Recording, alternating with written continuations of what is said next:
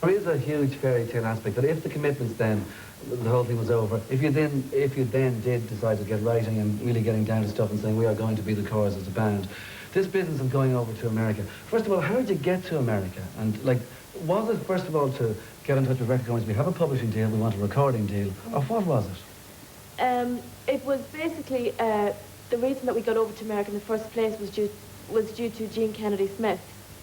We were actually playing in Whelan's in Dublin, and she came to one of our gigs. The American ambassador to Ireland came to Whelan's. This sounds very, very odd because Bill Whelan knew her and invited her along, and we never thought that she'd arrive to a small venue like Whelan's. One of our most respected industry figures, yeah. And she arrived, and she loved it, and so she invited us there to play in the John F. Kennedy Library, and we went out there and we did that, and after doing that we decided that, well, John had already made a few connections within the music industry, and we decided that we'd go and visit record companies and see if we'd get a deal. Yeah, because they'd already heard our tape, because John had been over and back to America, but we'd never been. So this was the opportunity for them to see us, because you don't really get signed unless they see you and they can hear you play and see your potential, because otherwise you're just another tape in the bin, really. And they all said, yeah, great, but they didn't really sort of give you a dotted line to sign. There was some that seemed very, very interesting.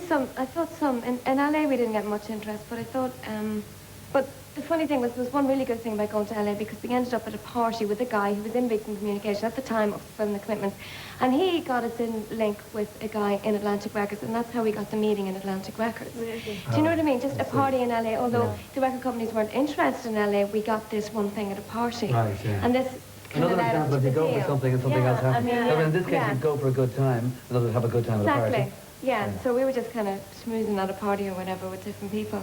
And if only for that we wouldn't have met the right man, you know. Okay, but now the right man here is obviously one of the biggest names in the history of the recorded music industry the last 20 years. 12 Grammys to his name. We're talking Madonna, Michael Jackson, etc. The guy's name is David Foster.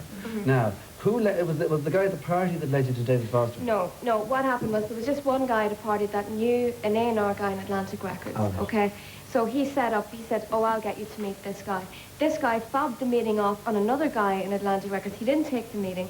And then this guy, Jason Flom, A&R in Atlantic, took a meeting with us, listened to our tape, and loved it. This was the first guy that we could see really genuinely liked it. Yeah. And then he said, I would love you to meet with David Foster, because David Foster was, and I think maybe still is, in-house producer with Atlantic Records. So he's contracted to produce a certain amount of albums or songs on Atlantic Records every year.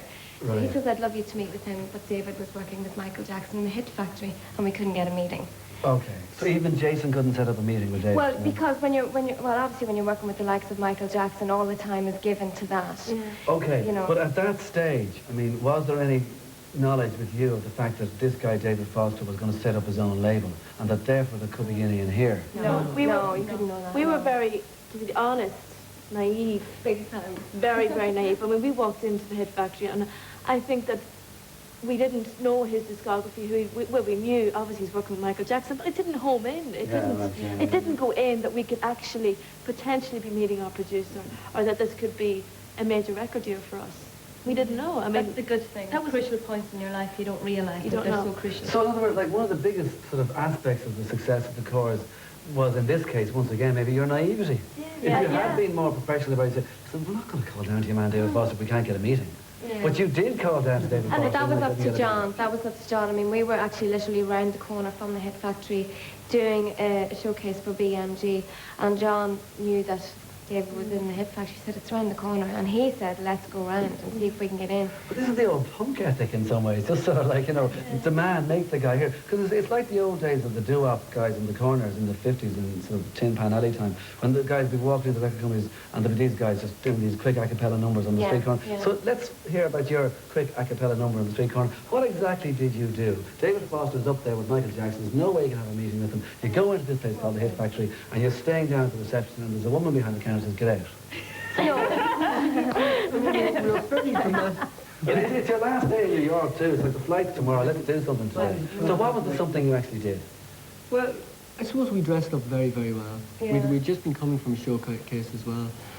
And, I mean, just a combination of, I suppose, we tried to use our Irish charm.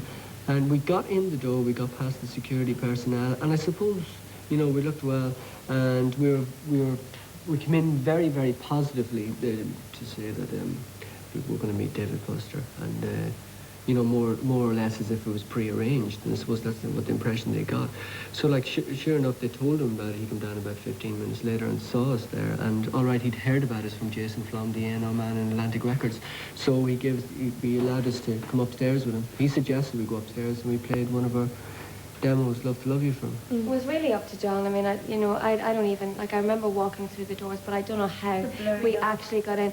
I think one of the crucial things was that we were completely overdressed for that time of the day. We had just gone way out. We were like evening dress. And it was very dramatic because we didn't have many clothes because we had no money. So we didn't.